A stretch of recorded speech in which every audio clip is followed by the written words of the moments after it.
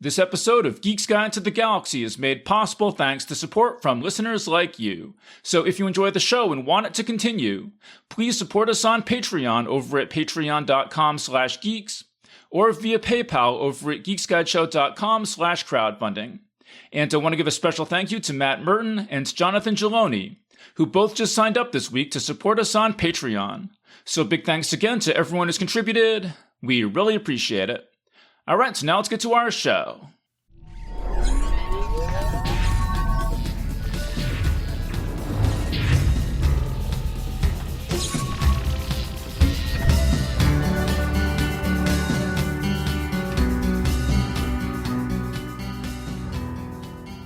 Hi, I'm David Barr Kirtley, author of the book Save Me Please and Other Stories, and welcome to episode 587 of Geek's Guide to the Galaxy. Today on the show, we'll be discussing the movies Dark City, Strange Days, The 13th Floor, Looker, and Alphaville, all of which combine elements of science fiction and film noir. And this will include spoilers for all of those movies, so just be aware of that. And I'm joined by three guests. So first up, we've got Andrea Kail, making her 40th appearance on the show. She's a graduate of the Odyssey Writers Workshop, and her short fiction appears in the Writers of the Future anthology, Fantasy Magazine, and Lightspeed.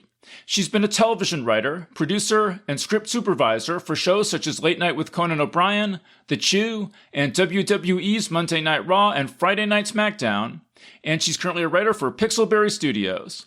So Andrea, welcome to the show. Good to be back, Dave. The next up, we've got Matthew Kressel, making his 37th appearance on the show. He's the author of the novels King of Shards and Queen of Static, and his short story collection, Histories Within Us, is out now from Senses 5 Press. Together with Ellen Datlow, he hosts the monthly fantastic fiction reading series in New York City. So, Matt, welcome to the show. Thanks, Dave. Good to be back. And also joining us today is Tom Gerencer, making his 34th appearance on the show. He's the author of the business book Think Like Google, the short story collection Intergalactic Refrigerator Repairmen Seldom Carry Cash, and the popular science book How It's Made, which he wrote for the Discovery Channel. His middle grade novel The Magic Ski Mountain is out now. So, Tom, welcome to the show. Really happy to be here again. Okay, so the first thing I want to mention is that this panel grew out of our discussion of Andrew Niccol movies back in episode 581, where we talked about movies like Gattaca, Simone, and Anon, and just a bunch of movies came up during that discussion that all kind of fall under the category of science fiction noir movies. So I wanted to talk about those movies, and I thought this would be a fun topic, but this is not a exhaustive discussion of science fiction noir movies or like the best of them or anything. Obviously, there's movies like Blade Runner and The Matrix that are, the big names when it comes to science fiction noir. This is just like 5 movies I thought would be fun to talk about, but if we don't cover your favorite science fiction noir movies in this panel, give us some suggestions. Maybe we'll hit them in a future episode.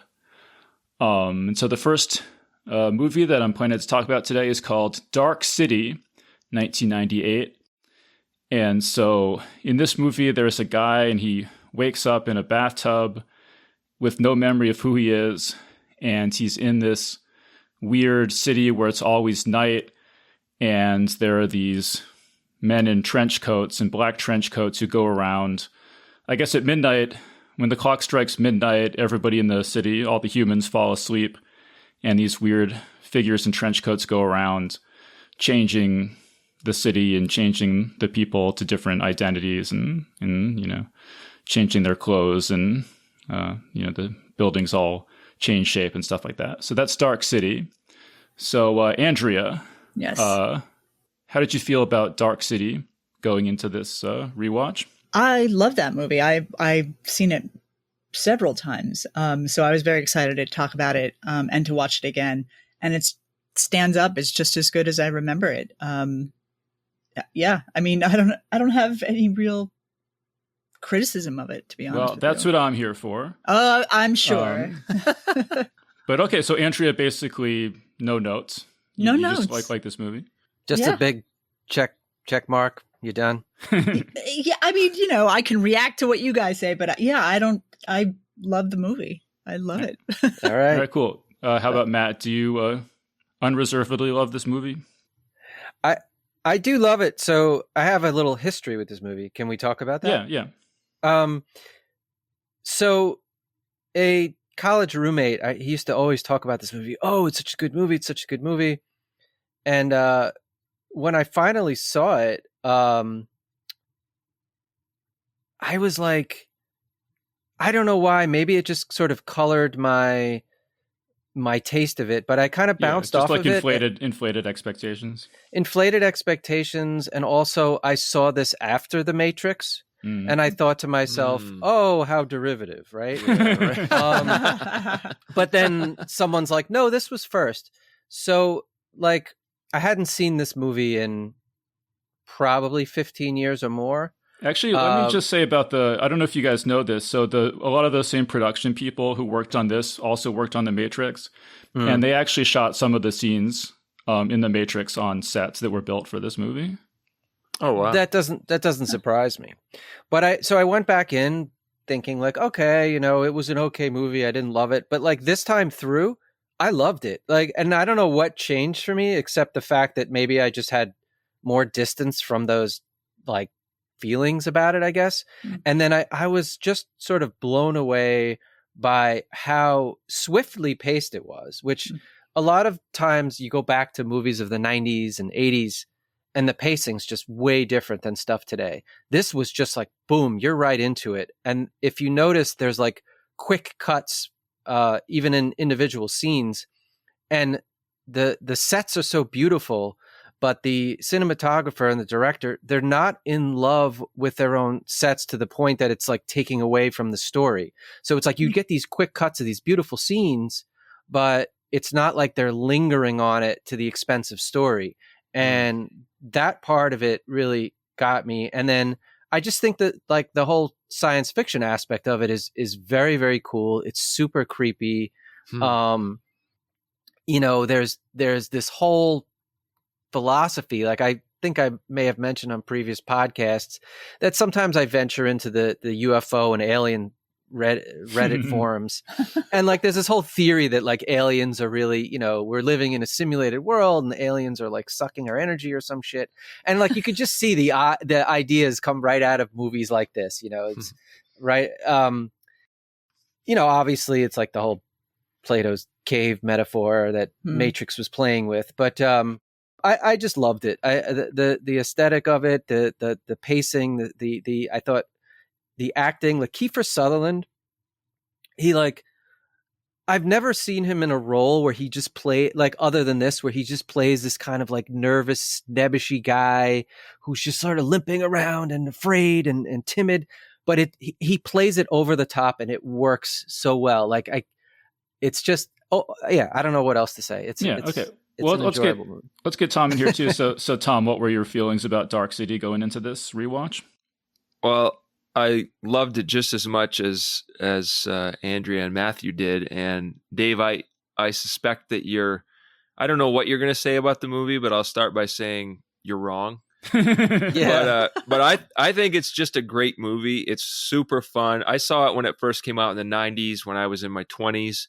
And so at that point in my life, I loved the idea that there's more going on than we know about, which I think is just a feeling you have when you're young anyway, because it's true. But I thought it was super fun, intriguing. It was very arty, but at the same time, it's also very straightforward once you realize what's going on. And behind all the fun and intrigue and art is that really real plot and story that's revealed to us a little bit by little bit. So it's not like not like you're like teased by something and then it turns out to be nothing. Like if you're watching the TV show Lost, for example. And it's not like there's no intrigue. It's like there's lots of it, but there's something very cool going on underneath it that you discover. And I love the detail that the aliens are using dead bodies as vehicles. That's so creepy and so fun. And the aliens are really cool. The paranoia is very fun. It's just a really fun movie you could only make in the 90s when everything was great and you wanted to explore the idea of, but what else is there and what's really going on here? And I thought also as a parting shot, I thought it was very similar to The Truman Show in that way. Oh, yeah. Which we all liked. Yeah. Well, I mean, there were a lot of movies in the 90s that played with this idea of what's real and things like that. I mean, we're going to talk about some of them on this even on this episode. I mean, I love this. Don't get me wrong. I love this movie. I think that this is a must-watch movie for science fiction fans. I mean, like, spoiler warning, but what happens in the end is that there's a scene, the scene that really sticks with me from this movie is when they're trying to find this beach. They're stuck in the city where it's always night, and the main character just has this beach that he remembers from his childhood that he's trying to get to, and they finally get to where they think it should be, and there's just a painting of it on a wall, and he's like, fuck this, and they bust through the wall, and then it's just outer space on the other side, because it turns out they're on a space station. And just that whole sequence I just thought was spectacular and has always stuck in my memory. So there's just a lot about this movie I really like. I mean, people have mentioned the production design is absolutely incredible. Just all the visuals are absolutely incredible. So yeah, taking nothing away from the movie at all. I really like it. I think everyone should watch it. I definitely have some criticisms. I don't know if am I the only one with any criticisms? Did anyone else have any criticisms? It depends on what your criticisms are. Yeah. I might agree with them. I can't think of anything. And I'm the one who sits there waiting to come up with criticisms. So. Okay. So, I mean, my first criticism I'll mention, I guess, is that I feel like the characters and the dialogue is a little, like, I don't know, stilted, and I feel like the way that the movie transitions from scene to scene is a little bit sometimes choppy or feels disjointed. And I don't know if anyone else has watched the director's cut. I just watched both the theatrical cut and the director's cut. And the director's cut actually fills in a bunch of scenes. They put in a bunch of scenes that had been cut out of or shots and things that had been cut out of the theatrical cut. And it actually smooths it out a lot, So a lot of the disjointedness of the theatrical cut just turns out it's because they cut out stuff. And so you can kind of tell, like, wait, something was just cut out there because it just jumps suddenly. And none of it is super important stuff, but like the prostitute that he visits has a daughter, and that was completely cut out in the theatrical cut. I guess the main difference that people pointed out in the director's cut is that in the theatrical cut, I guess the studio thought that the movie was going to be too confusing, so they had Kiefer Sutherland come back and record a monologue to kind of explain. Sounds familiar. Yeah. So there's this opening monologue where he says something about, like, the strangers came from outer space and something like that, which is kind of a huge spoiler. I didn't remember it really from when I watched this back in the 90s. I didn't remember it spoiling anything for me personally, but I don't know. Does everybody thought that the mystery? Did anybody know that they were? Before it's revealed, did people guess that they were aliens or that we were on a space station or anything like that? Do you remember? No, I personally don't remember any of that from this time or from the first time I saw it. I just assumed because they're weird and creepy, I have powers. Well, but or you were supposed to think it's like some kind of fantasy mystery, evil they could demons. Be supernatural monsters of some kind. It's hard to say because I saw it the first time years ago, so it's hard to look back and go, what did I remember? What did I assume it was then the first time I saw it? I mean, the city is so stylized anyway. It's got that sort of Tim Burton Gothic Batman aesthetic. So it was like it was already kind of in a fantastical world. I do remember the first time through being pleasantly surprised that it was on a spaceship. I was like, oh, that's really cool. I didn't quite see that. But yeah, I knew the spoiler going in this time. I guess I'll mention, so my other thing that I remember disliking from the first time I watched it was the whole thing about the soul. Like they're trying to, the aliens want to study our memories because we have souls and they don't, and they want to, somehow they're going extinct because they don't have souls. And like, I just thought that introduced an element of kind of like woo-woo, new agey kind of stuff into what I thought was otherwise a really cool science fiction movie. Well, Kiefer Sutherland very quickly, it was almost like a throwaway line. I think it was when they were all in that giant room with the big clock, and he said something to the effect of, what they call the soul. And it seems to me that it's just something to do with human individuality, that they were a group mind, but they didn't quite understand why that made them go extinct. It didn't strike me as a literal soul they're looking for, the Right. literal human soul. It was just a word they used to find this ineffable thing that makes us human. That's how I read it.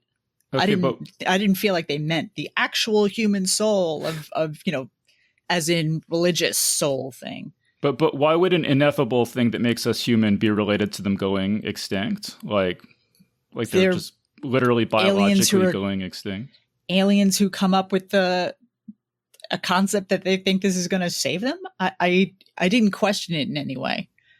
So you think that they were just totally misguided, that this was not ever going to result in them? No, yeah. That this whole experiment was just kind of a dumb experiment for them. Yeah, to be pretty doing. much. I didn't think it was a physical thing that they were looking for. That's a word they latched onto that we use and thought it was a real thing. It's like they could shape reality however they want, and yet they're unsatisfied.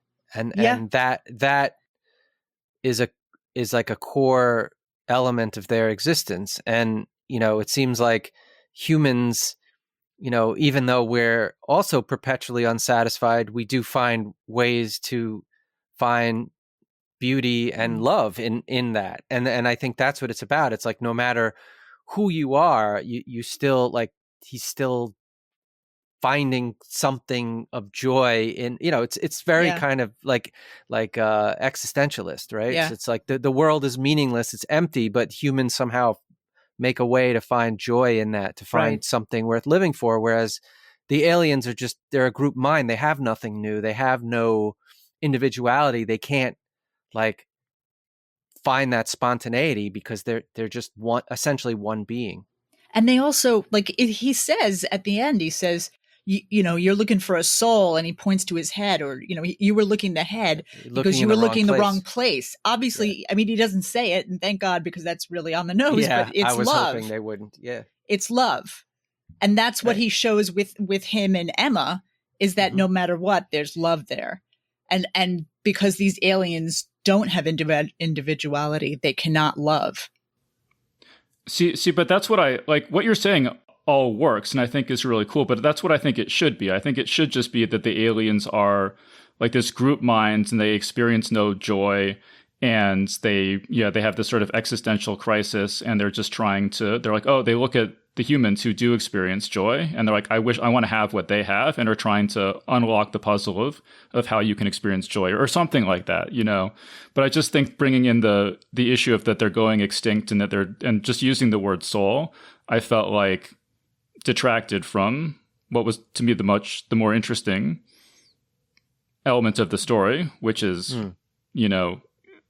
I just, like I said, I thought it just introduced a level of metaphysics and that the story didn't need, and it was just kind of like a bit of a distraction. I think sometimes in these movies, when they try to explain things too much, it just gets a little ridiculous. And, in some of the other films we'll get to, I felt like there were a couple parts where they're like, let me explain everything and how all the parts fit together. And somehow when they do that, for me personally, I find that it just gets silly.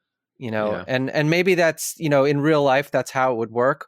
But in a fictional narrative, in a movie, it somehow like just stops the story flat for me and gets silly. Yeah, and I may be biased on this because I just it's sort of a pet peeve of mine, the way that a lot of science fiction movies treat love as if it's some like mysterious thing that you could never possibly explain, and that'll defeat any sort of computer or alien. It just always strikes me as really kind of hokey, and that's a concept that goes back to, I think the first person who said love conquers all is like Virgil. So it's a concept we've been a story point that we've been using since, for 2,000 years. Well, Virgil was wrong, Andrea. Hey, okay, you take it up with him. I want to get Tom back in here. Tom, anything you want to add to what we've been saying at all? Yeah, I agree with the idea that it's love that they're missing. But I also thought they were saying something about, I don't know if this is not overt, but I felt like we as a society in the 90s and accelerating now have been moving away from this sort of outdoor existence and I don't know, just sort of a real life existence into this virtual existence where we spend more and more and more of our time tapped into devices. And that's not it's not a new theme, but in the 90s it was kind of like, hey, where are we going? And now it's like, oh yeah, we all know this is bad. And I feel like they were maybe even subconsciously making the point that way lies madness. If you follow that to its final, if you keep following technology down this road, you're going to wind up with this absolutely soulless existence that sucks, and you're not going to know why.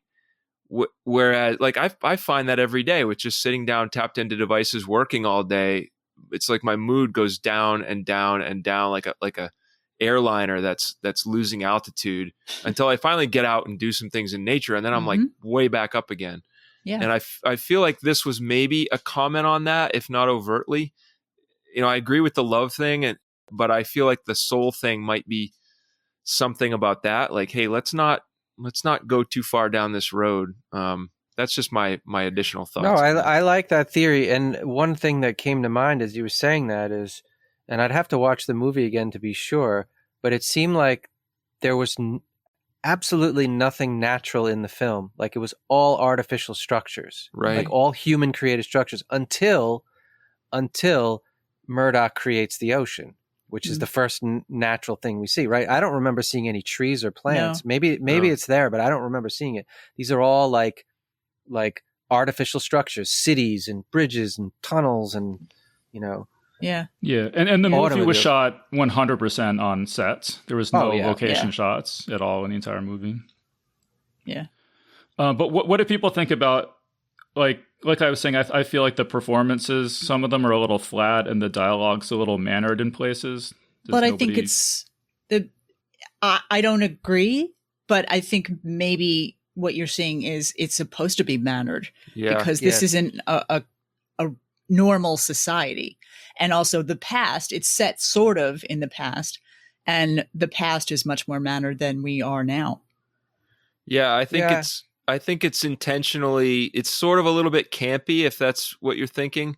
But I think that's a byproduct of the artificial world that they're living in. Kind of like the Truman Show has some campy stuff to it too, but it's there because it is a creation. It's a fiction. Mm-hmm. And so I feel like that's what's going on here. And I also read a trivia item that said that there's a lot of anachronisms in the film, but those are on purpose because the aliens didn't know where exactly, they weren't good at creating this period. Yeah, I noticed that the second time you see Emma singing in the nightclub, she's singing a song that is not from the 1940s, 50s at all. Right. So yes, and I think there is one of them at one point says we took stuff from all different eras. Okay. Yeah, and I, like you said too, it's a simulacrum, so they're all like playing parts. They're all essentially acting as themselves, and then that's part of it. And I also think that they were going for a specific kind of film noir tone, very obviously, and that the film noir jargon is very sort of bantery and like hitting you with some of those like cliches and Humphrey Bogart-esque stuff. But I enjoyed it because I felt like it made me love cinema again. I was getting kind of jaded on cinema. And then this is like, when you go back to a film like this, you're like, wow, this is the power of a movie to really take you away into an immersive world that's completely different from your own. But then like you come out of it and there's still like a message there, and it's not like hitting you over the head, but it's like you walk out of the theater and all you can do is think about it for the next 24 hours. And those are the types of films that I really thought I could count on Matt to hate on William Hurt's performance. Like, I feel like. So yeah, well, like I said, he's of the underacting school of actors, like Kevin Costner, but somehow he's able to pull it off in this because he's playing this sort of stoic detective. So I was willing to overlook it because his role was minor. If he was a star, I'd have things to say. Wow. I didn't know you had William. No, this William came up in our Hurt. Dune miniseries. That's did why it? I I didn't know remember about that. it. Yeah. I'm glad you remembered that. He is really stiff. I mean, I feel like him and Costner. Yeah. No, I hear what you're saying about, well, it's this artificial world, and so the behavior of the people who are part of it is artificial. I mean, if that's intentional, I think maybe when the main character, the John Murdoch character, when he like escapes from the simulation, that he should be a little bit more normal, and there would be a contrast between his very relatable human reactions to everything versus the sort of performative nature of all the other people who are still kind of trapped in the dream. Well, he didn't really wake up either, though. Like he got all the answers, but he didn't ever find out his quote unquote true self. He's going to presumably discover that with Emma after the movie ends.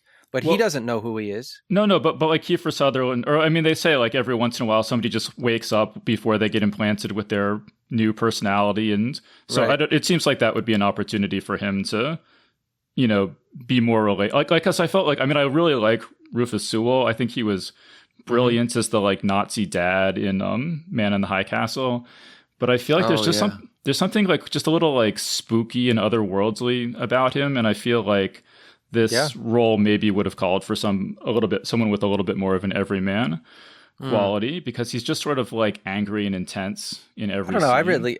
I really liked him in this. I thought he was perfect.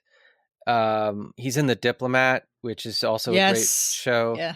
But I just want to say this movie also had the only time that I think I've ever seen in a film where Deus Ex Machina worked.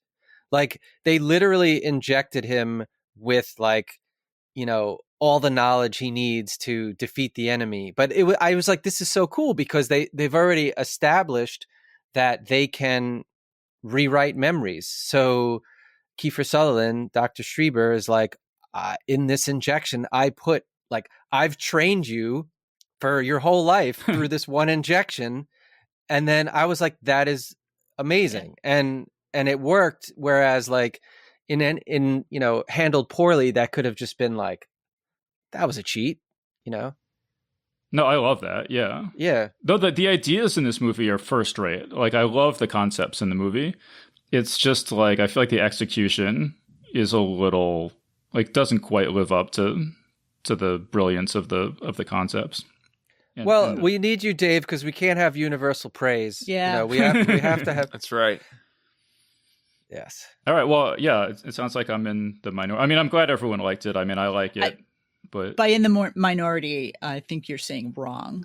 But like Virgil, me and Virgil. You and Virgil, completely wrong.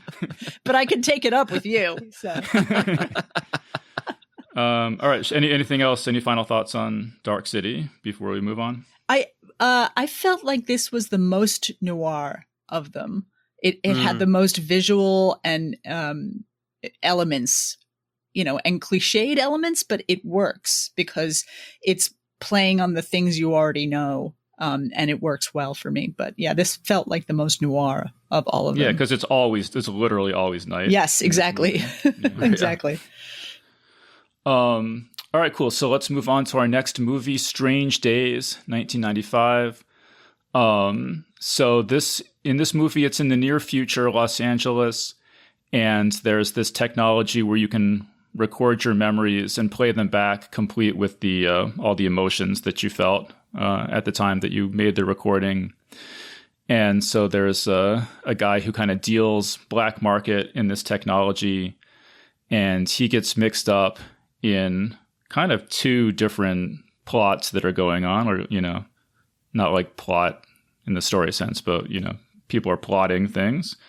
One involving the shooting of a rap sort of social justice rap artist, and one involving a serial killer who is killing victims and making them watch themselves being murdered, and then taunting the protagonist with these recordings. So how about Tom? Had you ever? What were your thoughts about or feelings about Strange Days going into this rewatch?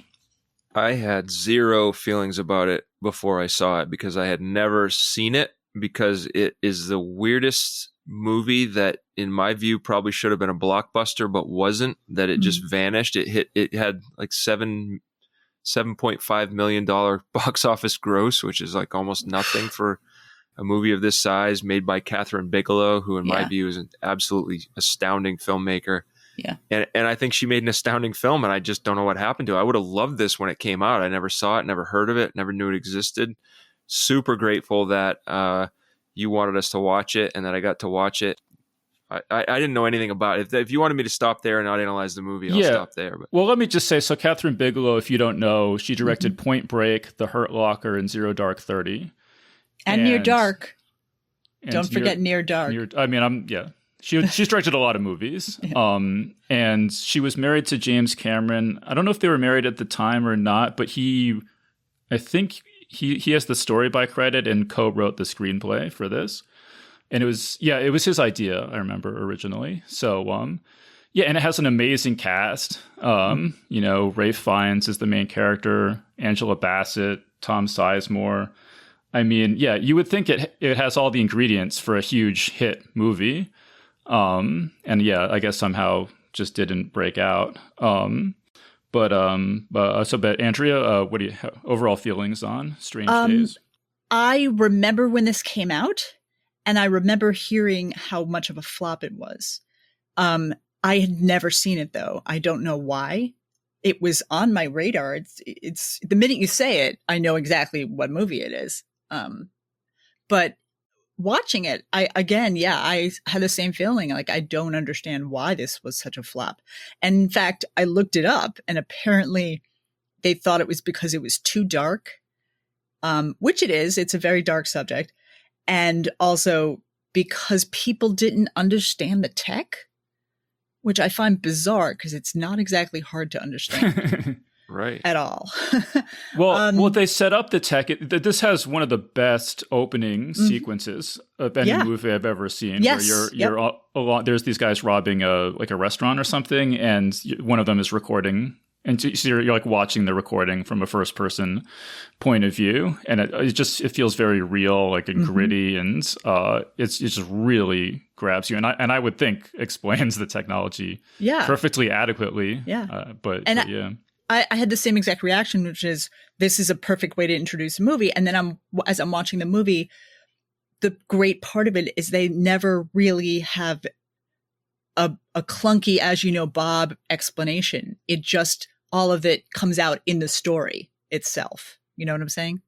Well, there's one scene, but it's a natural way to do it, as opposed to just having somebody sit and explain it. Exactly. Yeah. Well, so how about Matt, overall feelings on Strange Days? So this was one of those films where I somehow assumed I had seen it and actually never did. There was a series of films in the late 90s and the late 80s and mid 90s that all had like the same kind of visual aesthetic. And then I always got this one confused. There was one where like Mick Jagger and Free Jack. What is it? Free Jack. Jack. Like, I don't know why I always get them confused. So when people say Strange bizarre. Days, I'm like, oh yeah, I remember that one. I don't know. It's an odd one to mix it up with.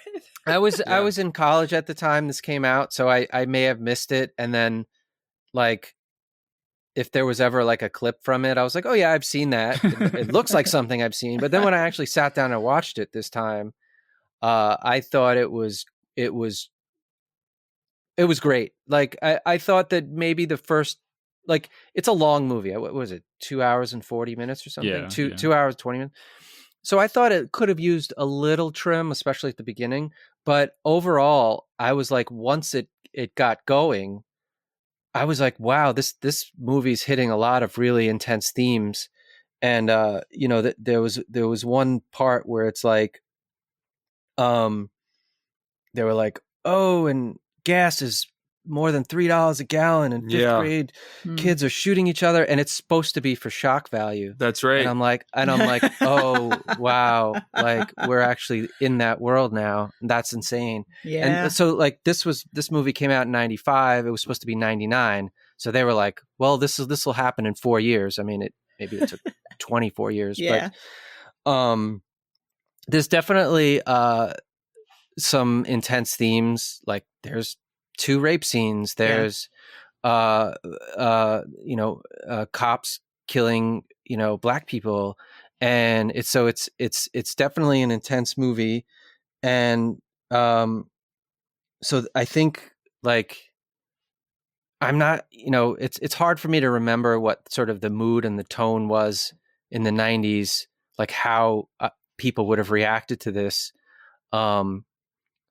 So it's not clear to me like what the reason was, but I just feel like maybe there were other movies that people thought it was like, because that's what I thought, and we're just like, oh, it's just another one of those like 90s cyberpunk films. But this one really had some intense themes, and I also like the music was good, right? Yeah. So Juliette Lewis is like channeling Courtney Love when she's on stage and playing, and I think that was really her singing. I mean, I correct think it me was. if I'm wrong. Yes, she's apparently. I just looked. She's a musician in real. She's like a real, performer like that. Yeah, she was great. She was terrific. Wow, And So I'm the only person who had seen this before. Is that right? I think so. Yeah, wow. So, I mean, because I saw this back when it came out in 95, and I remembered it just being incredible. I was like, wow, what a movie. So I maybe had a little bit inflated expectations coming back to it, but some of the stuff is just, stuck with me all this time. I mean, like like them kissing at the end as on New Year's Eve of the year 2000, and the part where Angela Bassett says, like memories are supposed to fade. They were designed that way for a reason, and that opening sequence I talked about with the robbery. There's just a lot of really great stuff in this movie, and just watching it now, it's like for the first half, I was like, wow, this is a real movie. Like these are real actors giving real performances. I mean, like I said, I was considering if we couldn't find a way to watch Johnny Mnemonic instead, and just like, and I haven't seen that since it came out either, but just like contrasting my memories of that with what this is just like a real movie in a way that so many other, kind of cyberpunk kind of movies just aren't. So all that is great. My main criticism, like Matt alluded to, is that I think this movie is way too long. This movie is longer than Terminator 2, and there is absolutely no reason in the world that this movie should be longer than Terminator 2. At heart, it's just a thriller. It's like a crime thriller, and I feel like a thriller should be, not too long because your thrills get worn out. But so that's my main criticism. I guess, like, does anybody else have any criticisms of this movie at all? Well, I mean, it's just more like logical things like I don't think it was ever established that the girl made a copy of the tape, because when she goes to, I forget what not the bad guy, but the record producer. What was his name? Philo.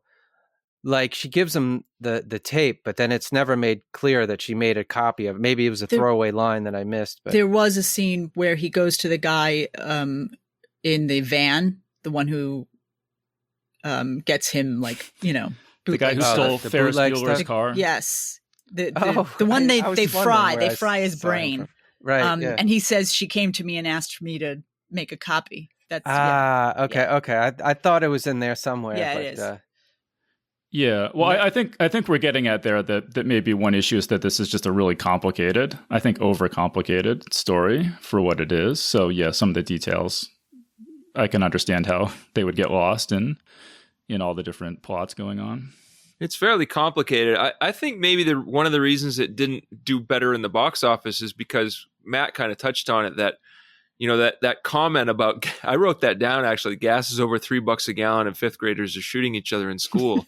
I was like, holy cow, that is where we are. And that is where they thought, oh, wouldn't this be horrifying? I wonder if maybe people were just like, this is just a future I don't want to be any part of back then. And now it's like social commentary. This is who we are. And I feel like it's maybe, if anything, a lot more relevant today than it was back then. So it may have been just rejected as like, this is not anything plausible. Well, I think dark science fiction movies have a bit of a uphill battle for commercial success. I mean, like last time we talked about how Gattaca was a huge commercial, it bombed at the box office too, and it's just hard to get, at least in the 90s, it was hard to get people to come out for, something that was too depressing, I think. Sure. Well, I mean, in the also, 90s, go ahead. Yeah. Matt. I was going to say, like, Strange Days, it's not a great title. Like, it doesn't convey, I think, enough of what this movie is about. Right. And, like today you have movies with like one-word titles, but,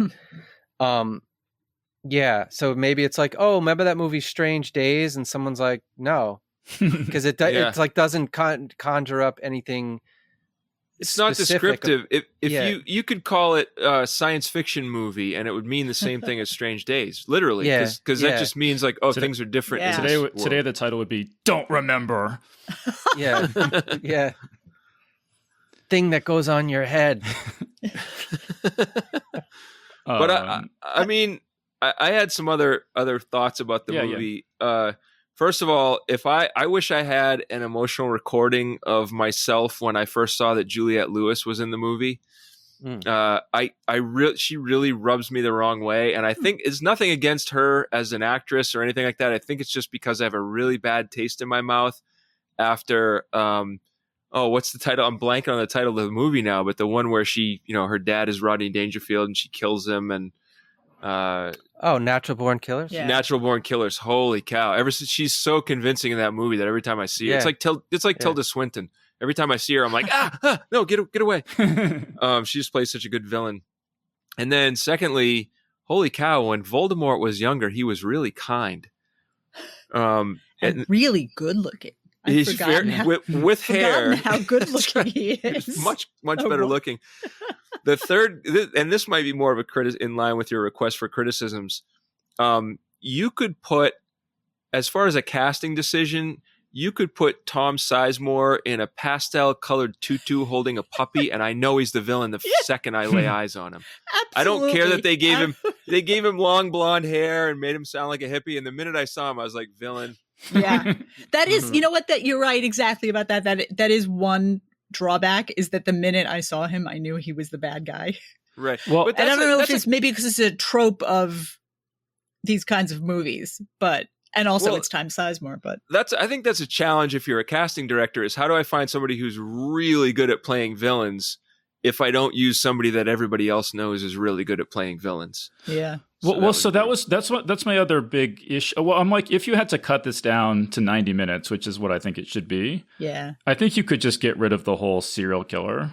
Like, I mean, there's some, just rewrite the story to get rid of the serial killer thing, because like, I know it must have been like a Writers Guild rule in the 90s that every movie had to have a serial killer in it or something. But like watching it now, I'm just find the serial killer thing so much less interesting than everything else that's going on in the movie. That was that muddied things a little, I agree. And the other thing that I thought was a little bit of a drawback to the movie is everything is so original. And like, I have to say, Dave, I disagree with the idea that this movie should be a lot shorter, because I was never wanted to get up and leave. The whole movie, I told my friends about it, from my college friends and my friends from my younger days about it. I was like, you guys, if you haven't seen this, it's a great movie. And I never thought it was too long. However, I thought the ending was a little bit by the numbers Hollywood. Mm-hmm. Like, I don't know what else you do, but I think endings are hard. But I thought it was a little bit of now there's going to be a big fight, and that's how it's going to resolve. Yeah. And that was kind of so to me. And the last comment, go ahead. Sorry, I'm just agreeing with you that I thought the ending was cliched. Yeah, it was kind of rote, but by rote. But the last thing I wanted to mention about it was, this is less of a criticism and more of just an observation. In the movie Pet Sematary, they cut out, there was this one line in the book where Fred Gwynn's character is supposed to say, "Come on up here on the porch and have a beer, Lewis, and some rat cheese." But they could, Lewis, yeah. Sorry. But they couldn't say it because the actors laughed so hard every time they said it. They finally just cut it out of the movie. And I'm like, really? You couldn't just work until you got it right? I do not know how the heck he managed to say this line. The main character Ralph Fiennes managed to say his ass is so tight when he farts only dogs can hear it without busting out laughing. So apologies for the long build up. Weird trivia. So the actor's name is spelled Ralph, but it's pronounced Rafe because I guess that's an old it's Welsh pronunciation, Welsh pronunciation or Welsh. Something of the Ralph. Well, I wouldn't want to break my streak of not being able to pronounce it. But he's a fantastic actor, so that just shows that he was able to deliver that line without laughing. Right. The other thought I had about this movie is that I feel like sort of the MacGuffin in this story is that there's this recording of the police shooting this unarmed man, and they're trying to cover that up. And so it's the science fiction story, but it basically acts in the plot as just like a video. Like if it was a video recording that that someone filmed with their phone or whatever, it would be exactly the same. It doesn't really take advantage of the fact that this is capturing your emotions and everything. So it seems to me it would be interesting if the story was configured in such a way that the fact that your emotions are encoded on this recording mattered to the plot. Mm-hmm. So like maybe, for example, the police officer has to record, like the police officer shot this person, but you have to get inside the police officer's head to know whether the police officer really thought he was in danger and was acting in self-defense, or lost his temper and just murdered somebody. And you have to get the recording to know that. So it's not about what physically happened that anyone could have witnessed, but looking inside his mind. So something like that I thought would have been interesting. To just again take more advantage of the science fiction technology in the story. Yeah, that's why you're going to make a great script doctor. That's a cool observation. Any other thoughts? Final thoughts on Strange Days? It sounds like we recommend everybody watch it, right? Sounds like absolutely. This is, I would have just assumed everyone had seen it, so I guess it's more of a undiscovered gem than I really realized. Well, but good luck finding it, right? We had a really hard time. That could be part of the reason, yeah. Yeah, I wonder why. Licensing. I looked it up, and really? answer, I don't know if that's true. ChatGPT told me, so it's right, but it said it was because of licensing issues with the music. And that's what a lot of times with the music. They said regional licensing with being able to somehow it was hard for them to grant the rights to streaming services to play it. I don't know how that works. Huh. Yeah, well, that's too bad. All right, so let's move on to our next movie, The 13th Floor, 1999, same year as The Matrix. So Matt, what'd you think of? Yeah. What did you think going into The 13th Floor? This was another movie that I thought I had seen, or not seen necessarily, but confused it with another one. Wasn't there like an M. Night Shyamalan movie called like The 13th Floor, or am I misremembering that? I don't remember a movie like that. I had not seen it. I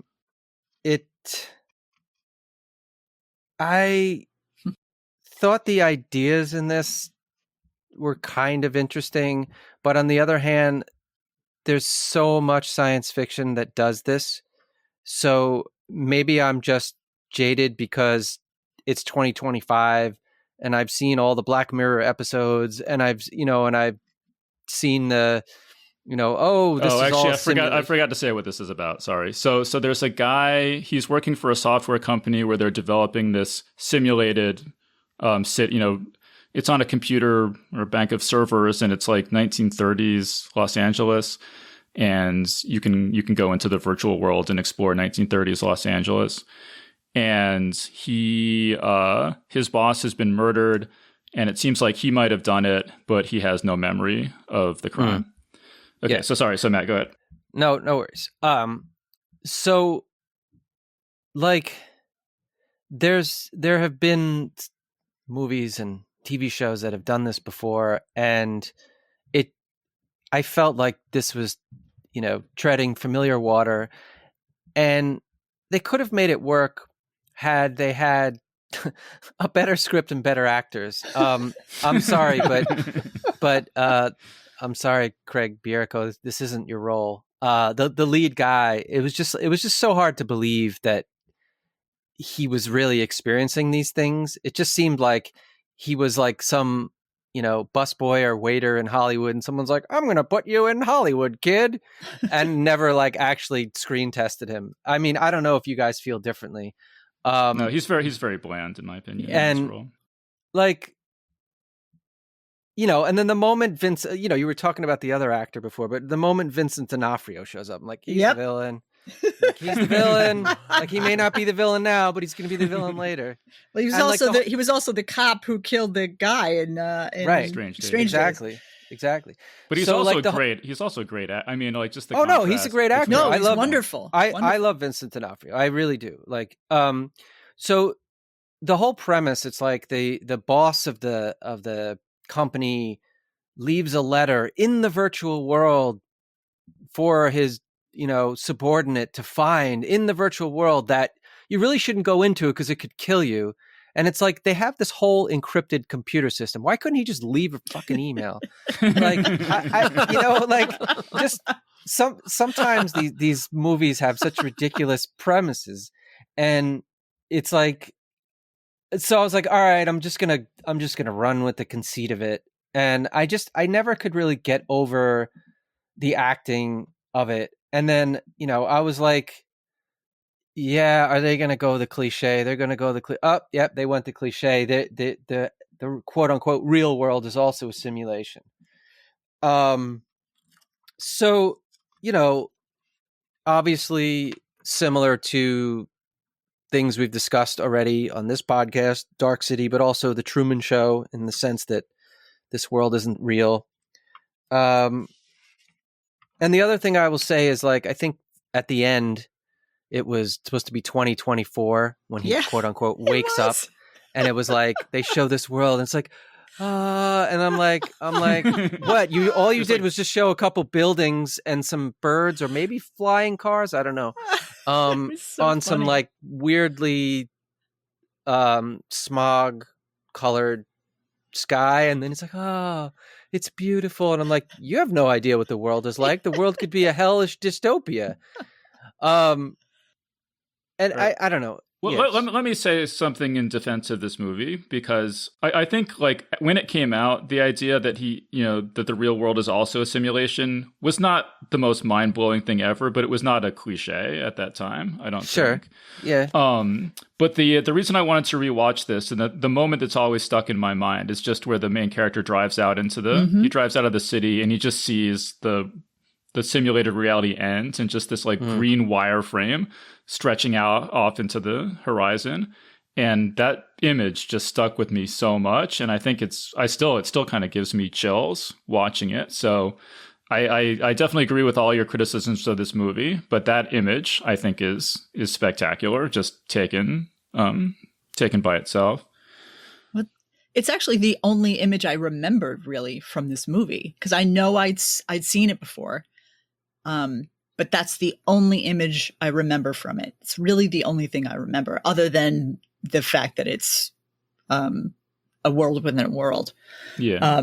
Well, wait, I'll say two more positive things about the movie, and then Andrea. So the first thing is that I think it's well constructed, the way that he has no memory of what happened, and then the way that the story unfolds. That when you go into the virtual world, you take over the personality of a pre-existing character, like a pre-existing NPC, and they don't remember whatever you did while you were like possessing their body. And so you kind of put the pieces together. Oh, if that's what happens when you go into that virtual world, it must be people from a higher level of reality doing the same thing to him. And I just think the way that those steps are laid out logically, that you can figure them out, is well done. And just the scene where he meets the woman that he's falling in love with, and she's now working as a cashier. And yeah, that was affecting. Yes. Yeah. And doesn't recognize him, and he sort of realizes what's going on. I thought that scene worked really well. Those are the kind of probably the main things I liked about the movie. But so Andrea, go ahead, and what did you think? So like I said, I'd seen it, and I only remembered one thing about it, which, Dark City came out only the same year or year before. I remember Dark City very well. The images, everything. This movie I'd seen, a year later, remembered nothing but that one image. So I think that says something about the movie, that I only remembered one thing about it. And the first thing that struck me in this, it was such a 90s movie. And that's because it's a Roland Emmerich movie. And we're talking, Independence Day and Stargate. And I think I made a whole list of his movies, White House Down. So it's very much that kind of big swelling 90s kind of music over things. The graphics of the green beams as they, go into the hookup, the whatever it is they call it. When they enter the simulation, they're lying on a bed with dry ice and green. Yeah, exactly. And, then you see the graphics of the heads and the brains, the green grid of the heads and brains. And it was just so very 90s kind of silliness. And I'm guessing that's probably what it seemed cool then. But yeah, 20 something years later, 30 something years later, it's ridiculous. But yes, I it's very bland. The whole thing is very bland. How about Tom? What do you think of 13th Floor? I don't have a lot more to say about it. I thought the Truman Show kind of did this sort of topic better. Not the same topic, but you know what I mean. I'm living in a simulation type of thing. I actually thought, my first thought about 3/4 of the way through it was, I think this is really cool and well done, was one of the notes I jotted down. But I agree that it's I agree with all the criticisms, but I agree with the positive things Dave said. I feel like this movie is too good to spend a lot of time talking about, and at the same time not bad enough to spend a lot of time talking about, and not good enough to spend a lot of time talking about. I feel like it was I enjoyed it. I thought it was a good movie. I don't know if I would recommend it to friends, but I wasn't angry that I watched it, but I don't really remember much about it at this point. Yeah, to me, it's a very kind of like B-, C+ kind of movie. It's not an F, it's not an A. It's kind of just in the middle somewhere. Yeah. I mean, I think the big problem that it has is that the entire story is structured as a mystery leading up to the big reveal that he's been in a simulation the whole time. And that's just not a good enough idea to build up the whole movie to that reveal. If you contrast this with The Matrix, you find out that they're in The Matrix at like minute 15 or 20 or something like that. And then so it's all building up to that moment. And then it's kind of like, okay, well, how do we end the story now that we've had this big reveal? And then it introduces this completely new idea that if you die in the simulation, the NPC character that you're inhabiting kind of somehow overwrites your mind in the real world, which makes absolutely no sense. And then the story kind of has to resolve it. And I think they do a pretty clever job on it, taken on its own terms of resolving the story given what they have to work with at that point. But it's just not enough. And I hate this trope. It shows up in The Matrix too, that, if you die in the simulation, you die in real life. And it's like that, like, why would you ever use this machine if that's how it works? Like, it makes no sense that it would work that way. And then even if it did, why would you ever use it? But yeah, I just think that this movie is a cautionary tale in, structuring your story so that it builds up. If you're going to structure your story so that it builds up to some big twist, if that's all the movie really has going for it, the big twist better be good. Yeah. And in this case, it's just okay. Yeah. All right. Any final thoughts on 13th Floor? Just that I think in the Matrix, if you die in real life, you die in the simulation, which does make sense. I don't think it was the other way around, was it? No. If you're in the Matrix and you get shot by a agent, your body that's in the spaceship in the future also dies. Yeah. Oh, that's weird. So if you're ever in that situation, don't do it. I guess. Wait, I thought of one other thing. I thought actually the guy who played the boss was really good, the actor, and Armin Mueller-Stahl? If you say so. Yeah. I love Armin Mueller-Stahl. One, because his name is fun. His name is fun to say. Right.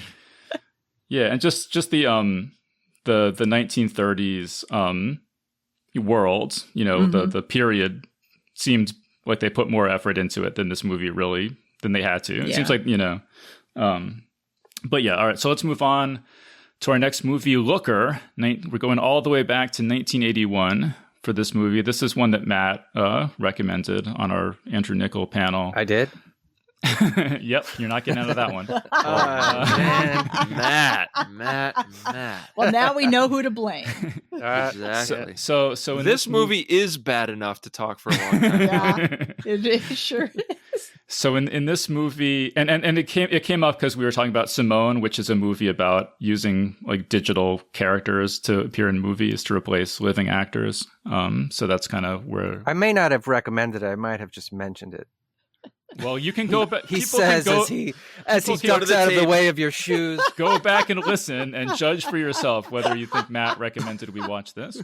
Yes, listen to all the podcasts. It's all on tape.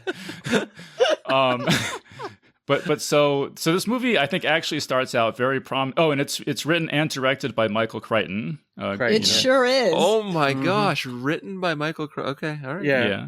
And so the premise is that there's a plastic surgeon, and again, I think this is a great opening. There's a plastic surgeon, and he has 4 beautiful women come to him wanting him to make very specific alterations to their faces, and he's sort of reluctant, but he does it. And then they're all 4 women that he did this to are turning up dead one by one, and we somehow get the idea that this involves television and advertising in some corporation scanning the women's bodies for nefarious purposes. So Matt, why did you make us watch this movie? Because I'm a sadist. No, I had very fond memories of this movie as a kid. So okay. I saw this as a kid, and I remember like the music. This apparently used to play in heavy rotation on HBO, which is yes, So it was always on, and it was like the music. I thought the music was really cool. And probably of the movies we watched, other than maybe Strange Days, I thought like I really loved the music in this. Just something about that like synthesizer keyboard, like because it's the 80s. It's the 80s, right? Yeah. Despite the movie, like watching it now, there's the suck fairy. You're like, you realize all the flaws that you never saw as a kid. Like if they're doing these computer simulations of these women, why do they need plastic surgery? Why can't they just scan them and why do they even need to kill them? They could just, they could just make a contract and just be like, here's $200,000. We have your scan. We can use your likeness forever. So I think that there are actually some really like serious themes that this movie touches on that are very relevant today, like the whole idea of like mass manipulation, right? So in the movie, the commercials can hypnotize you, right? And then they have this gun which basically freezes you, etc. But it's like they're doing all these studies to look like where your eyes look and maximize your eye on the product.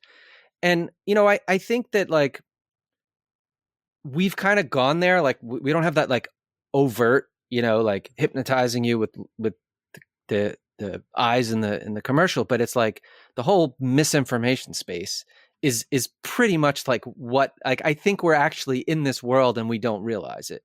And that's why I think it's kind of an important movie, even though like the whole premise of it is kind of ridiculous. So, like, you know, the whole thing, like we have locked doors in our place, but the maintenance robot just goes right in, and all you got to do is sit on top of the maintenance robot, and you go right into the secret lab. But no one's gonna think of that. No, like I said, the setup for this I thought was really good. Yeah. I was really on board at the beginning. I guess did anybody watch the deleted scene? I did. You guys? Yeah. I watched it. I don't think it helped. Well, no, I thought it because that was my big question after the movie was like, why were they killing anybody at all? Yeah. And that movie, it's not a good explanation, but it's a ridiculous explanation, but at least it's an explanation. That was my reaction immediately. Yeah. So the explanation basically is that they've like, they figured out how to configure somebody's looks to maximize their like brainwashing impact on television, and having developed this, it's now sort of a trade secret. And so they're killing the women that they've done it to so that none of their competitors can replicate their technology, which is also being used to like win a presidential election. So the stakes are, higher than just selling products or whatever.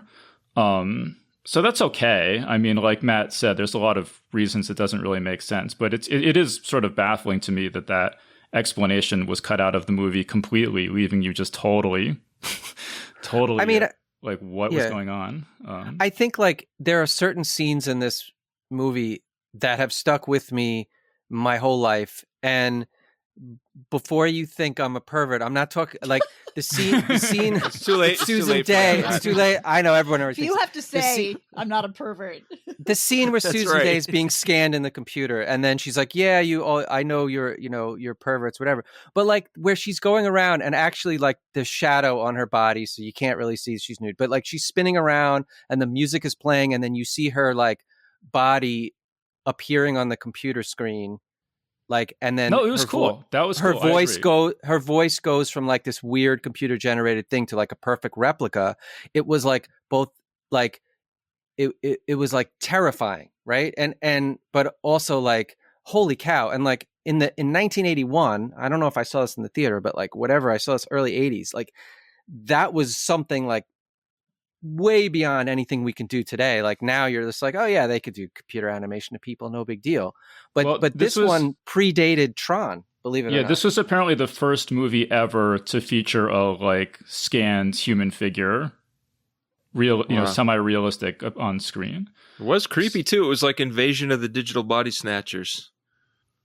Yeah. Yeah, Tom, and then go ahead. I was just going to say, Tom, any what'd you think of the movie overall? Or anything you want to add? First of all, I can see why, Matt, why you liked it when you were little, because this reminded me of an episode of the television show Matt Houston I saw in the 1980s. It was very, I don't know if you guys ever watched that show, but it was like a detective show about a guy from Texas who had a big hat and a beautiful yes, sidekick. I remember that. And there were lots of little weird like tech episodes where it's like, oh, there's robots and what's going to happen with the robots? And they've got, guns and they're chasing somebody unbelievably around a warehouse, and like rolling, like robots back then were like remote control cars with big like bodies taped on top of them that would move super slowly and bump into things. And so it reminded me of that. So I can see why you liked it when you were a kid. But my biggest criticism of this movie is I just kept thinking, poor Albert Finney. This guy is absolutely brilliant in my view. Yeah. And I feel like he must have, I don't know how he wound up here. I feel like he must have got drunk and fallen foul of a Hollywood press gang with like truncheons and woke up on the set with a headache in the morning. How do I get out of here? You have to act in this movie. Oh, okay. Well, that's a big problem with the movie, is that the main character is this, aging, out of shape plastic surgeon. And he just becomes an action hero. Right. Yeah. It's like but a slow motion action hero. Right. But he's like basically just keeps getting beat up the whole time. But he's like evading the cops. I was just watching clips from The Fugitive with Harrison Ford. And so it was just really striking me that takes there's like this ordinary guy, he's a doctor and he has to evade the cops and stuff, but you believe every second of it. Right. And this, you don't believe a single second of it. Nope. So it definitely, falls down. And so there's actually the guy who played the evil CEO. Yeah, James Coburn. Coburn. So there was an interview with him where he says, like, they cut me out of the movie pretty much completely. It ended up being, so bad. Like, it's just Albert Finney running around in a security guard outfit for like half the movie. It makes no sense, which is all totally true. Apparently, the reason that this movie is so bad is that Michael Crichton originally wrote it as a satirical comedy. And then right before they went to shoot, the studio insisted he turn it into a thriller, like an action thriller from a comedy. And so he kind of like was just flailing around. That's what he says. That's what he says. Well, it wasn't my fault. That's what he said. Like, That's all right, explain to me, like, why didn't the evil guy just kill Albert Finney and Susan Day? Like, why does he keep like punching them? Like, if they're frozen, all he has to do is just like stab them or shoot them and they're gone and that's it. But it's like, no, let me freeze them 100 times, drag them around, bring them to this other room, put them in their car, put them back at the house, freeze them again. I don't understand that. I will say, though, that this scene, like another scene that really stuck with me was the ending when they're walking around the sets and the computer images are superimposed over like, the people dying or dead. And then you have like these kids doing like breakfast cereal and there's like a dead person on the table, but they're like computer generated images. Like that to me just kind of, it just was like it was a critique of capitalism, I think, in a way. And I really enjoyed that. That was but cool. What it should have been, though, was that it doesn't affect the action at all because because the characters can't see that. Only the people watching only the audience can see that. But if somehow like it was like a Hall of Mirrors thing where it actually affects the action that these digital characters are moving around places, like that would have been really cool. But I think that may have been beyond the capabilities of 1981. I mean, they probably shot it in like 80, 79. I can see the satire. I can see how this would be a satire now, though, because those scenes were like really cool, and I can see how that. I mean, they were kind of grotesquely funny.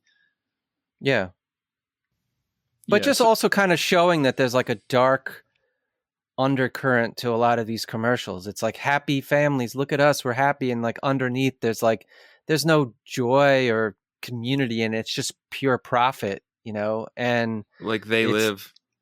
Yeah, very much so. And like that part, I thought, especially where like the music, the 80s keyboard synth is playing as they're going through these scenes and people are watching the commercials and laughing. I found pretty effective. Yeah, I mean, when I saw that this was written by Michael Crichton, I was excited, and so that's why I do believe that it was studio interference that caused this to end up so bad because, the other movies that he wrote are, Westworld, But Jurassic. Did he direct them too? He directed Westworld, I think. I'd have to check that. But say he didn't. Say he just wrote Westworld, Coma, and The Great Train Robbery. Coma is amazing. We should do that sometime. I love Coma.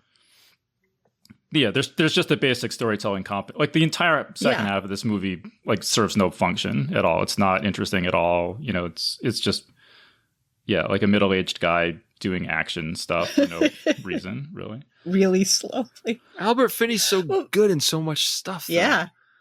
The funniest things the thing about the whole thing that stuck out to me was it's everything is in slow motion. Like that car chase scene is hilarious because it's like they're driving 10 miles an hour. and then he drives the Porsche into a fountain and he wakes up in the fountain. But like, how did that car get in there? Because there's no crashed, right? There's no broken cement anywhere. It's just like they lifted and put it in. Everything about it is absolutely hilarious. You know what would have been? With the flashy gun thing, which I thought was silly. Although the first time when the model in her apartment is getting flashed with it was pretty spooky when you don't know what's going on. But actually, what it would have been, because I do think that there's something really intriguing about the idea of like having gaps in your memory. So what would be kind of cool is if like you got shot with this gun and then you were still moving and everything, but then but you weren't forming new memories. And so then you just 10 minutes later, you just suddenly you're there and you don't know what you've been doing for the last 10 minutes. Like that, I don't know if you guys remember that episode of, it's like this Dimension 404 show or something where there's the energy drink that causes, I don't know, people could go check that out. But I mean, it's like when you black out. I had this happen to me where I had a norovirus on top of Lyme disease, and I was with my kids, and I blacked out and wound up 300 feet from where I was, passed out, and had to be taken to the hospital in an ambulance. But that happens to people all the time for various reasons. Some people do it because of alcohol, and some because of medical. Tequila was involved with my not being able to remember a whole lot of stuff. Memento, the movie. I just think that there's something really intriguing about an action scene. You could stage an action scene where the person is fighting, but they know that they're going to not remember what they've been doing any minute now. There's a lot of potential to this setup. Like I said, it's just the movie doesn't capitalize on any of it. But the elements of there's a great book. I know we're talking about movies, but it's called "There Is No Anti-Memetics Division," which is about an enemy that after you fight it, you forget you've ever fought it. Wow. I've heard that's really it's good. Quite intense. Yeah. I think the author is re-releasing it with a major publisher. It was an indie pub. Yeah. But just the ingredients here, the models, the scanning the bodies, the making things just right to brainwash you on television. There's you could do so much with this, with these ingredients. This movie just doesn't do it. All right, but we need to move on to our last movie in this batch. Now we're going way, way back to 1965, Alphaville. This is another one that Matt recommended, or at least I did. You Talk can't get out of it. Memories. All the shoes are coming my way today. He was. They hit him with the looker ray right after he recommended it. Yeah, I don't remember this. I don't know if it's 100% accurate to say you recommended it, but you sort of referenced it in such a way that made me think we should talk about it. Okay. But so anyway, in this is a French movie, Jean-Luc Godard. It's about a secret agent posing as a journalist who infiltrates a dystopian society where everyone is controlled by an evil computer, and concepts such as love and happiness are have been erased from the society. And the secret agent has been sent in to destroy the computer, and he ends up falling in love with the daughter of the inventor. I think he's the inventor of the computer. And that's basically the plot. So Matt, since you gave such a strong recommendation for this movie, what were you, how were you feeling going into this rewatch? Yeah. So, I don't remember exactly what year I saw it, but someone recommended it to me a while ago.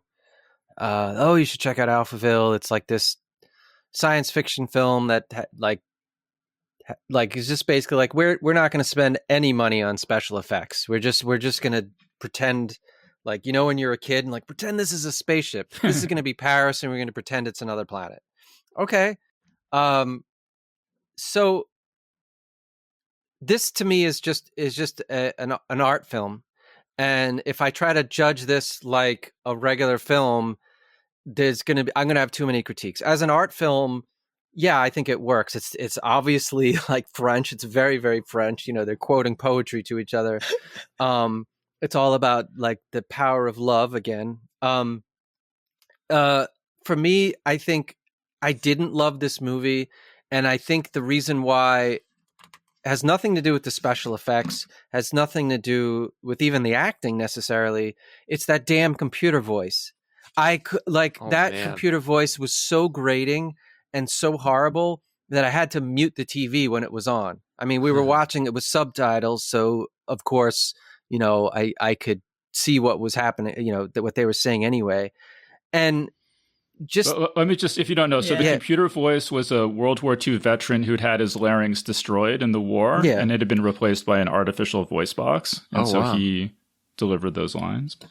It's like what watching the movie was like if an alien or an AI watched a bunch of science fiction films and decided to make one itself, but without really understanding human beings and how humans act, because like so much of the movie is just like people doing weird stuff, and you're like, wait a minute, what's going on? And then you realize, okay, that's part of the world that we're in, and you just roll with it.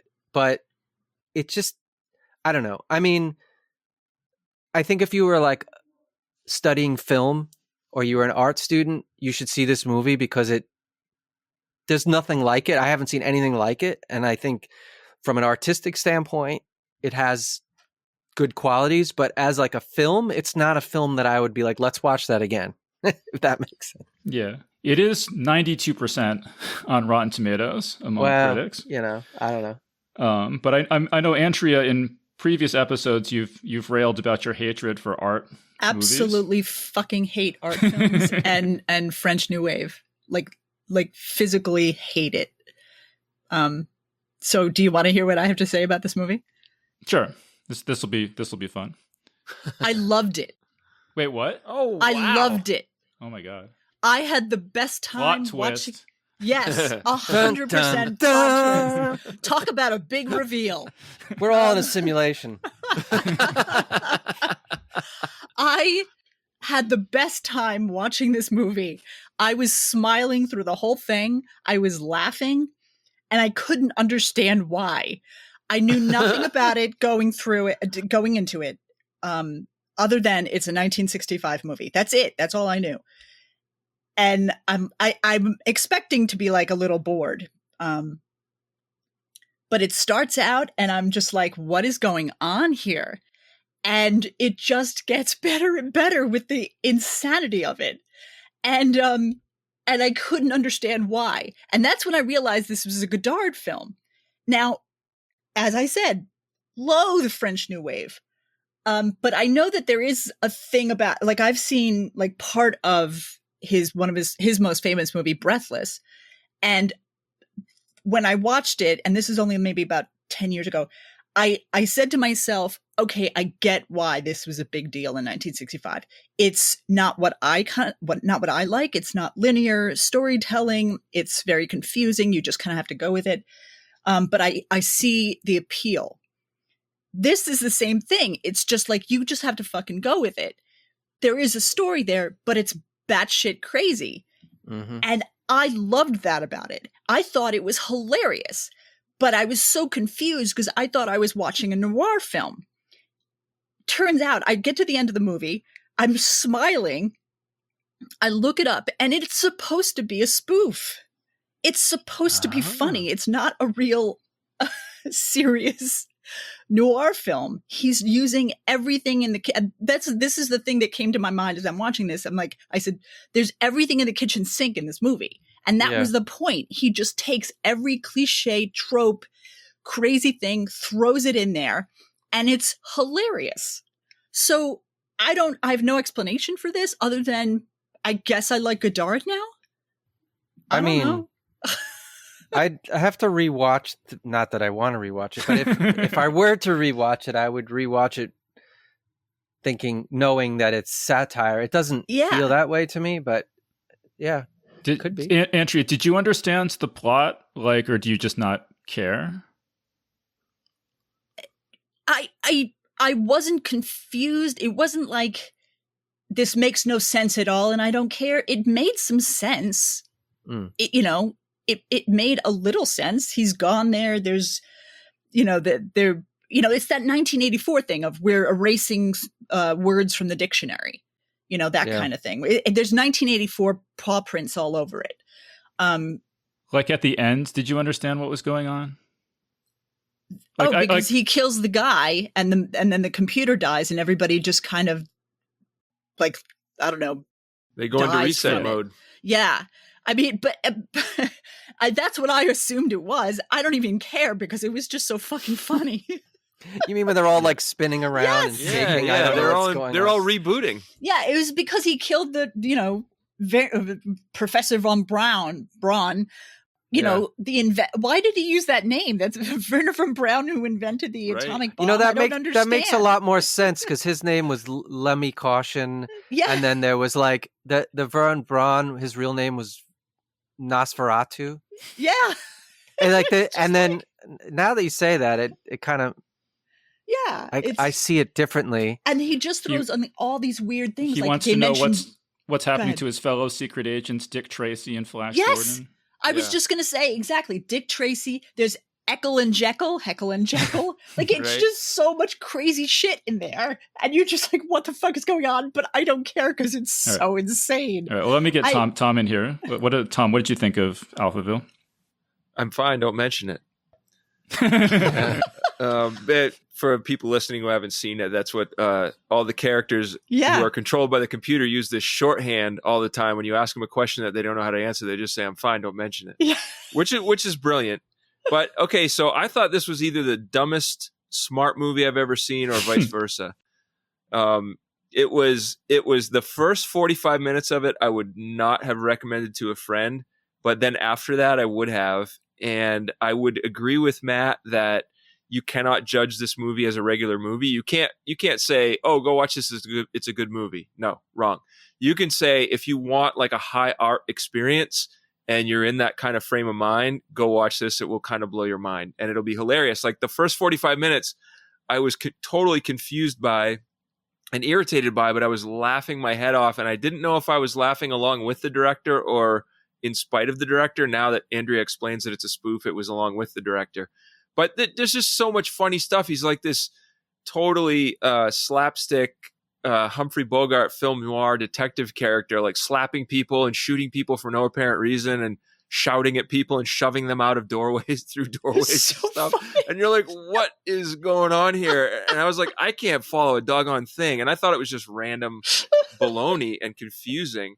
And then all of a sudden, there's this exposition comes in and you start to see like they start to pull order from the chaos, where you start to see like, oh no, there's something going on here underneath all this. And then by the end I was like, you had to wade through all the intervening, 60 years of advances in movie making technique, where you had to kind of dig your way back to how things were done back then and be like, okay, well I have to give them the benefit of the doubt in a lot of these scenes that they don't really know how to do stuff like the way people know how to do them now. However, I thought the story and the plot itself were kind of brilliant, especially for 1965. I thought that was pretty cool how, everything is controlled. All the people are controlled by a computer. They've taken the Bible out. They've censored the Bible from everybody's memory because they think it's too subversive.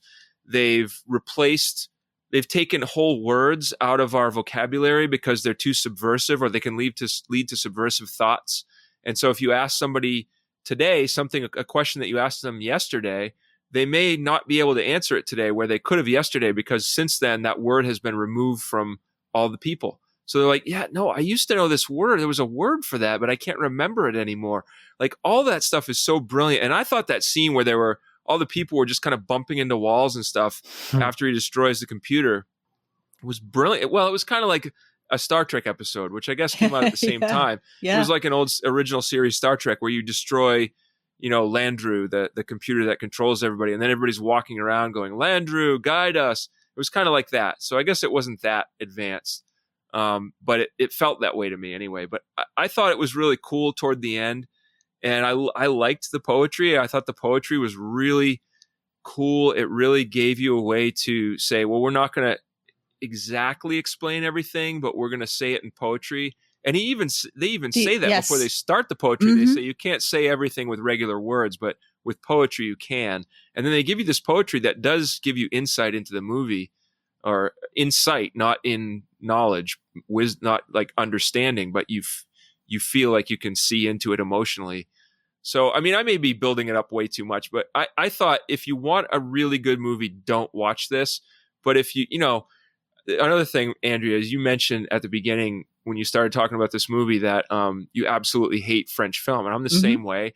When I was in the 90s, when I was like dating, French film was just like shorthand that it was like boilerplate for like a dating classified, where you'd say like, I'm into long walks on the beach, candlelit dinners, and French film. Absolutely. Like those 100% correct. Yeah. So French film was such a BS thing, but then you'd watch some of them and you'd be like, this is so bad. Like it's just, but this was actually it was an artistic experience that was very difficult to wade through, but I thought in a lot of ways rewarding, very funny at times, and had a really cool, brilliant kind of worldview behind it.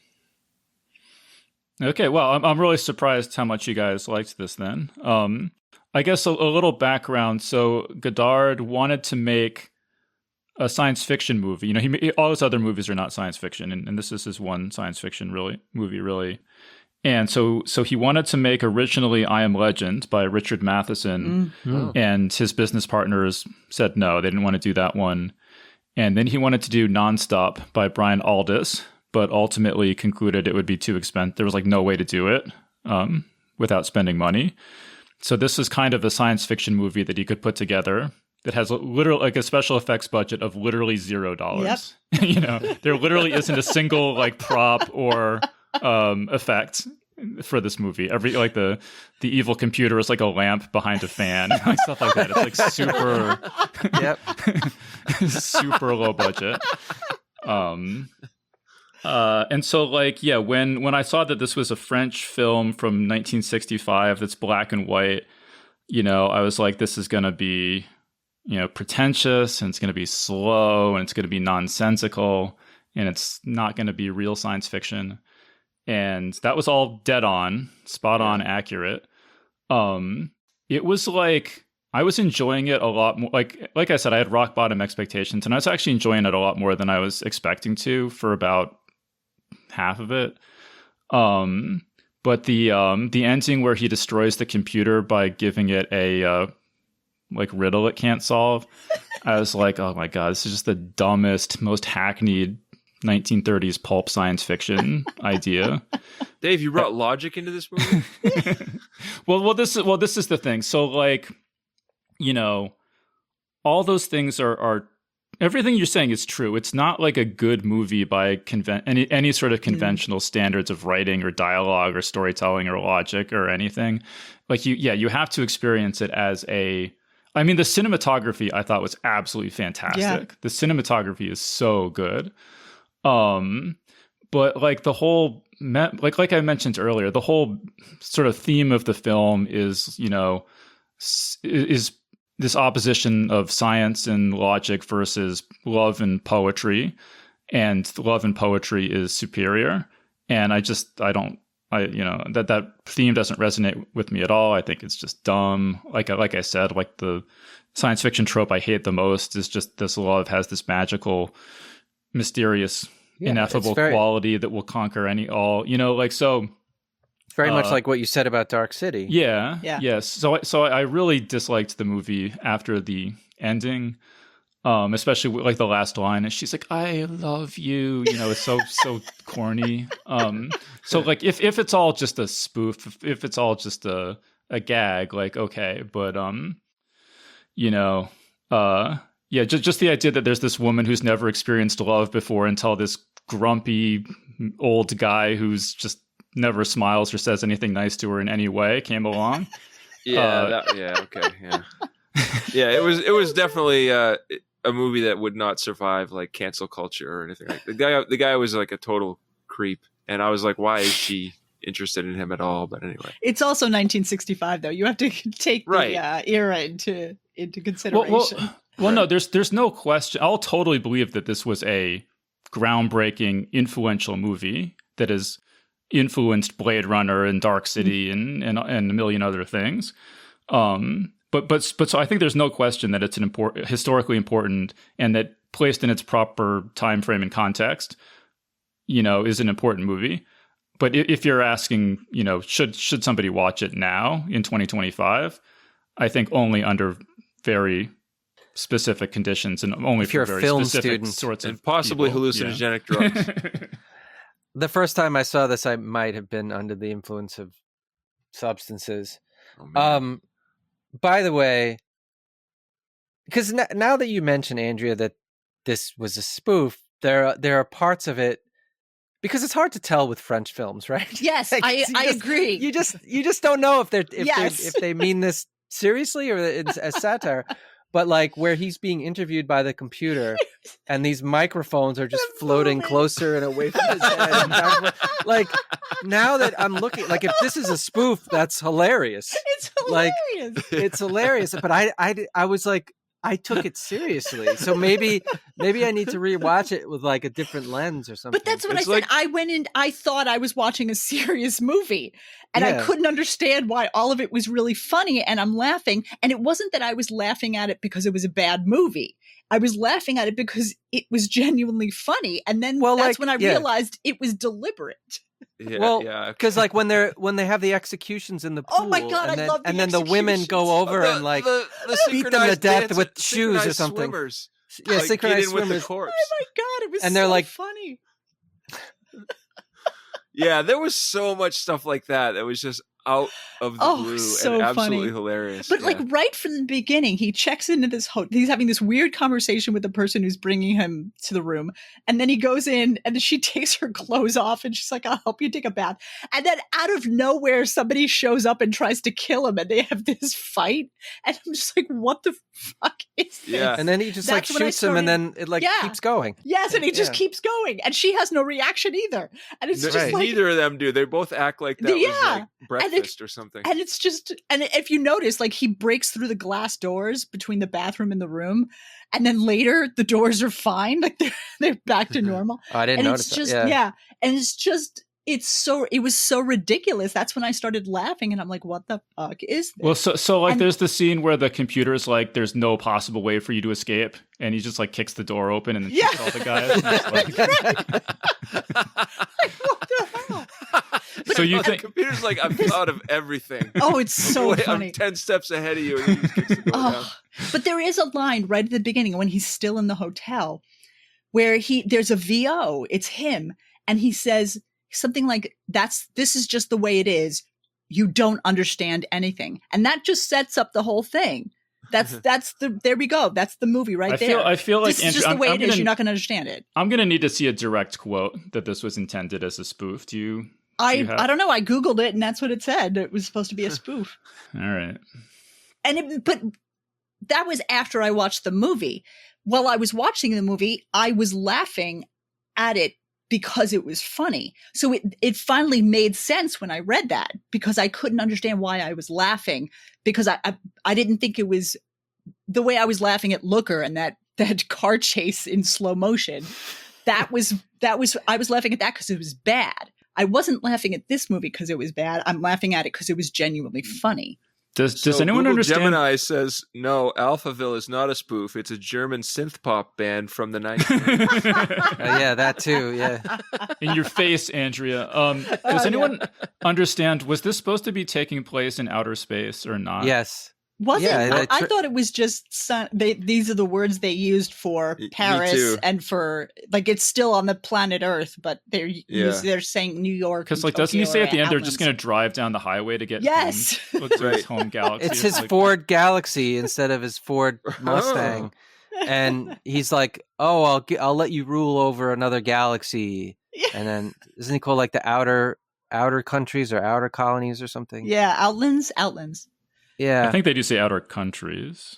So from somebody who is clearly an expert on Reddit, the whole film is supposed to be a parody homage to sci-fi and film noir, and this was made pretty clear with the visuals, the evil supercomputer, silly one-liners, and the whole Lemmy Caution character, but it was unclear for me where Godard drew the line between imitation and earnestness. I don't think there's any earnestness in this at all. Probably true. It just felt like a complete comedy to me. That's why I was laughing. That's why I was confused. Yeah. All right, well, I'm glad you enjoyed it. I mean, I loved it. I was so shocked.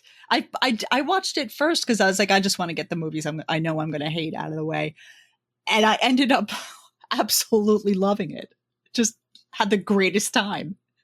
All right, cool. So, we should start wrapping this up. Oh, wow. We have like 5 minutes. So yeah, let's start wrapping this up.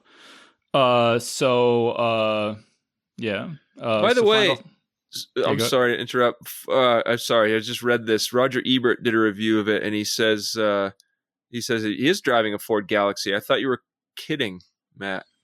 No, it's not a Ford Galaxy, but he calls it a Ford Galaxy in the movie. Oh, okay. In the dialogue. Okay. He does call it. Sorry to interrupt. I didn't mean to. Yeah. Just slapped it. Why don't we get into some final thoughts? Matt, final thoughts on what was it like watching all these movies? It's always fun. I enjoy doing it. Alphaville was a little painful to watch just because I think the computer voice, but I might watch it again with knowing that it's a parody. Let's see. Dark City, I loved. I loved it much more this time than the last time I saw it, maybe 15, 20 years ago. So that's a movie that, like, if it came on in the middle, I would watch to the end. It was so good. Strange Days. I really kind of prescient about where the world is today for something that came out in 95. Maybe a tad too long, but other than that, I thought it was actually quite powerful and well done. 13th Floor, kind of forgettable, little ridiculous, playing with tropes that we've seen 1,000 times. May have been, like you said, Dave, I think, not so cliche when it came out, but and then Looker, I have nostalgia for the movie because I loved it when I was a kid. When you watch something as an adult many decades later and you see all the flaws, and it's kind of sad because you're like, oh, that movie wasn't as good as I thought. But I still enjoyed revisiting it. All right, cool. How about Andrea? Final thoughts? Well, you know what I'd like to say right now, which I didn't say earlier. I want to talk about how a lot of these movies, Matt touched on it, that a lot of them are prescient about what the world we're living in right now, as in Strange Days, but also in Looker specifically, because the whole theme is they're taking images of women and using that in as digital images and making them digital actors. This is exactly what the studios are doing right now, what they would love to do, which is why part of the reason of the writer's strike and the actor's strike, because studios want to take these actors come in, they sign a contract, and in the contract they sign away their image so that the studios pay for a one day shoot for this actor, and then they use their image forever without their consent. This is exactly what the studios want. So that's incredibly prescient. And just to go back to one of the other movies we did on the other panel, Simone, again, it was incredibly prescient where he has the woman and I'm sorry, going back to something we already discussed, he sends her on these interviews where he's trying to destroy her image. And she's talking about giving guns to children and a whole bunch of other things that we do right now. It was, and in that, the context was, this is so awful that she's saying this, that it's going to ruin her career. But we have in fact come to exactly that ridiculous thing, this so over the top awful thing, that it's kind of horrifying, to be honest with you, that these movies from 20 years ago were using these things that are actually part of our lives now, and they're using them as, this is awful, but now this is the world we're living in. And I just find that really chilling in a lot of ways. Yeah. Yeah. I hate to say it, but these movies are more like at least 30 years old. Okay, fine. All right, stop it. Tom, final thoughts? Yeah, I agree that how prescient they are. I think we will probably end up with a situation very soon, maybe in the next 10 or maybe 20 years, where you'll have a channel like YouTube where you will just kind of tell an AI, hey, you know what I would like to see is an Indiana Jones movie where it has these kinds of elements. Can you make me that movie? Yeah. And it will make this new movie, and then you'll share it. There'll be some licensing thing where you'll be able to share it through the channel, and then other people will be able to watch it and upvote it. and they'll be like the best ones will be floating to the top, and there'll be all these movies that have absolutely no human involvement whatsoever, but use like Harrison Ford and Mark Hamill or any, Humphrey Bogart or whoever, and you won't know what's real anymore. I mean, it'll probably be fantastic entertainment, but it's going to be probably horrifying. But I think these films are definitely prescient. I would definitely watch Dark City and the 13th Floor if you can get Dark City and Strange Days if you can get a hold of them somehow. I would give the others a miss unless you really want to watch a French film that will, intrigue you and engage your, challenge you in a lot of ways. Then watch Alphaville. But they were all really fun to watch. I didn't really even Looker. I was like laughing at it, for the wrong reasons. But I enjoyed the whole panel, the whole group of movies. So thank you. Yeah. And again, like Dark City, I think is a must-watch movie. If you haven't seen that, definitely go check it out. I mean, Strange Days, like I said, too long, but really, really has a lot of real strengths to it. Yeah, I would skip the 13th Floor and Looker unless you're really, really into this topic. And Alphaville, I think, is only for people like if you just hear it's a French black and white movie from the 60s, you kind of know. I guess you don't, because Andrea. Yeah, I guess I should take that back. Yeah, I don't. I have no explanation other than it ended. Godard apparently just hooked me, and I'm now going to go watch Godard films because I'm wondering if I missed anything. I also have to say that when I hated art films and French New Wave, I was forced to watch art films when I was 8 years old. Which is why I hate them. And then in my 20s, when French New Wave, I was in film school and I was forced to watch French New Wave films and I fucking hated them. But I'm not 20 anymore. So maybe that changed. No way am I ever going to watch Jules and Jim again, but I will now go check out Godard. I guess what I'll say is that if you like hanging out in cafes, smoking cigarettes with a beret and reading philosophy, you've probably already seen this movie, so you don't need me to tell you about it. All right, so let's wrap things up there. So again, we've been speaking with Andrea Kail, Matthew Kressel, and Tom Gerencer. So thanks, everyone, so much for joining us. Thanks, Dave. Thanks, Dave. And that was our panel. So big thanks again to Andrea Kail, Matthew Kressel, and Tom Gerencer for joining us on the show. This episode of Geek's Guide to the Galaxy was made possible thanks to support from listeners like you. So if you enjoy the show and want it to continue, please support us on Patreon over at patreon.com/geeks or via PayPal over at geeksguideshow.com/crowdfunding. All right, so that was our show. So thanks everyone for listening, and we'll see you next time.